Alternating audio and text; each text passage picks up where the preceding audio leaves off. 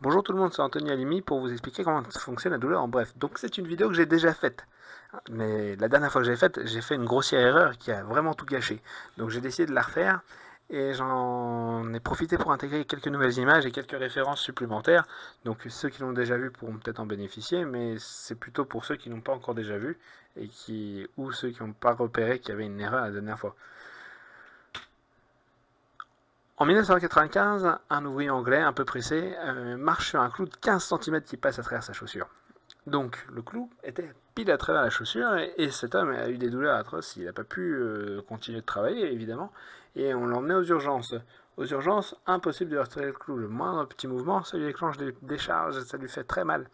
Donc du coup, ce qu'ils font, c'est qu'ils lui donnent du fentanyl, c'est un médicament plus fort que la morphine, et du midazolam, un anxiolytique pour le shooter un petit peu. Donc du coup, ils arrivent enfin à lui retirer le clou, ils lui retirent la chaussure, il s'apprête à lui sonner les pieds, bah rien du tout. Donc le clou était passé pile entre les orteils et c'était l'homme le plus chanceux du monde. Donc cet homme-là avait des douleurs dans le pied, des douleurs qui étaient tout à fait justifiées parce qu'il y avait des très bonnes informations qu'il y avait un problème dans le pied. Les informations ne venaient pas de ses capteurs nocicepteurs au niveau du pied, ces informations elles venaient de ses capteurs visuels. Et du coup, il a quand même une bonne information qu'il avait un problème. Ça peut paraître bizarre si on pense encore comme ça. Donc ça, c'est la vision de Descartes au XVIIe siècle. On pensait que le bonhomme, il mettait le pied au niveau du feu, le feu était capté au niveau du pied, ce qui donnait un message de la douleur qui remontait le long du nerf, qui remontait le long de la moelle épinière, qui arrivait au cerveau, et hop, le cerveau était au courant qu'il y avait une douleur quelque part. Donc ça, XVIIe siècle, évidemment, ça marche pas du tout comme ça. Ça aurait été rigolo qu'au XVIIe siècle, ils trouvent déjà comment tout fonctionnait. En réalité, c'est un peu plus complexe. Donc, on a des nocicepteurs un peu partout dans le corps. Et là, c'est un nocicepteur premier modèle qui réagit soit à la chaleur, soit à la pression, soit à l'acidité. Par exemple, l'acidité, ça pourrait être tout ce qui est ischémie, ce genre de choses, ou même l'inflammation. Et déjà, rien qu'au niveau de la moelle épinière, il peut y avoir un blocage de cette nociception, que tout le monde le connaît à peu près. C'est l'histoire du gate control. Donc, le gate control, c'est quand on vient stimuler un petit peu les capteurs qui sont autour, des capteurs non nociceptifs, qui viennent bloquer les capteurs nociceptifs au niveau de la moelle. Donc là, je vous ai dessiné un corpuscule de Ruffini, parce que ça a été montré chez les rongeurs, que ça pouvait bloquer tout à fait la nociception. En fait, ces capteurs-là, eux, ils réagissent normalement à l'étirement cutané. Donc, vous imaginez, vous faites un étirement, et ben en plus vous étirez la peau quand vous faites un étirement, et donc ça permet déjà d'avoir un effet pour bloquer la nociception. Pareil, vous faites un massage, vous venez souvent stimuler la peau, donc ça peut avoir un effet qui vient diluer un petit peu la nociception. Donc c'est le gate control, et j'ai décidé de symboliser par une porte, pas très originale.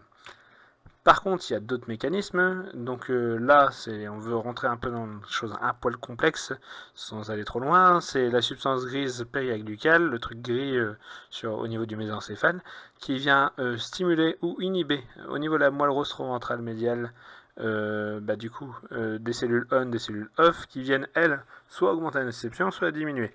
Donc c'est pas très important. Ce qu'il faut retenir, c'est que du coup, c'est un peu comme si on avait un robinet d'eau qui vient atténuer le feu ou un robinet d'huile qui lui vient l'attiser. Donc on peut soit augmenter, soit diminuer la nociception par ces voies-là.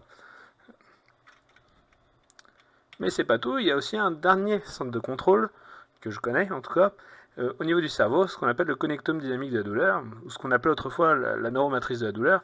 On a décidé de changer de nom, en tout cas quelques auteurs ont décidé de changer de nom, exprès pour pouvoir bien symboliser que c'est pas aussi figé que ce qu'on pensait, qu'en réalité c'est vraiment assez dynamique, il y a des zones qui s'activent, d'autres qui se désactivent en permanence, et que c'est pas l'activation d'une zone fixe au niveau du cerveau qui va déclencher la douleur, mais plus une sorte de pattern, de schéma.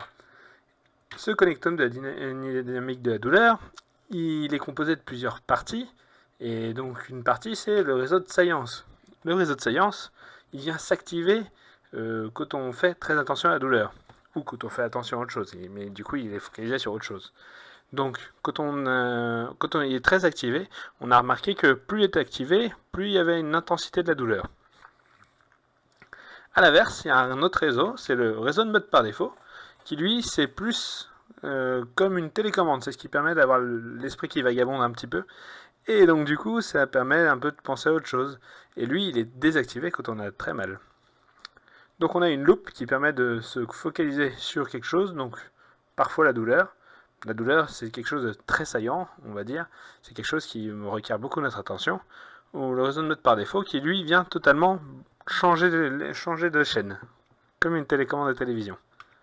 Voilà, donc on a la porte, on a les robinets, on a la télécommande et la loupe. Maintenant, quel est le problème? Eh bien, comment on explique l'homme et son clou avec ce schéma? Bah oui, parce que on a beau avoir des centres de contrôle de nociception, s'il n'y a pas de nociception, il n'y a rien à amplifier. Et en fait, une des manières de symboliser ça, vous allez la voir juste après. Donc on sait qu'il n'y a pas de zone de la douleur. J'ai rajouté une autre référence par rapport à l'ancienne vidéo.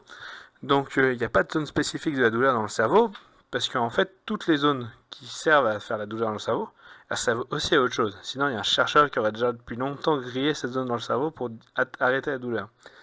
Donc en fait, ces zones-là, elles servent à tout à fait plein d'autres choses, et c'est un peu particulier. Donc en fait, c'est un peu plus compliqué, un peu plus dynamique que ce qu'on pense encore.